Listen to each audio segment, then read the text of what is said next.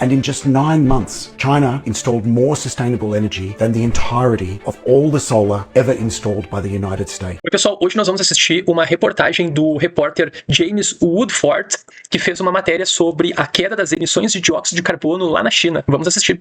China's carbon emissions may have started to fall in 2025, but is this the beginning of a global decline in fossil fuel use? Although the Chinese government had set 2030 as its target date to see its emissions start to decline, some experts think that mark may now have been hit 5 years early, and that is even with demand for electricity continuing to grow in the communist superpower. Offsetting the rise in energy consumption has been an astonishing increase in the installation of solar power. In the first half of 2025, solar power capacity additions were equivalent to 100 solar panels being installed per second. And in just 9 months, China installed more sustainable energy than the entirety of all the solar ever installed by the United States, up 50% year on year. If it turns out China's emissions are in decline, other nations are likely to follow suit, making it easier for climate targets to be met. But there are still risks, and it is unlikely, say the experts, that a peak is going to be followed by sudden or steep declines. And there's still plenty of geopolitical and consumer uncertainties before a long-term decline can be confirmed.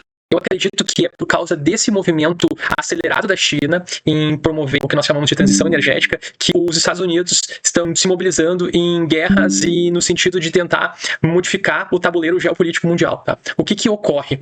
Se o consumo de combustíveis fósseis cair conforme as previsões do repórter, a demanda por petróleo vai ficar cada vez menor. E a alternativa que o Donald Trump tem para manter a lucratividade das companhias petrolíferas é inundar o mercado para que o preço venha a cair e isso venha a desacelerar esse movimento de transição energética. O caso é, se o preço dos derivados de petróleo no mundo cair, o ímpeto pela transição energética vai diminuir também. Imaginem que de uma hora para outra, e isso é provável que aconteça, a gasolina comece a cair de preço. Então as pessoas vão deixar de adquirir produtos como carros elétricos.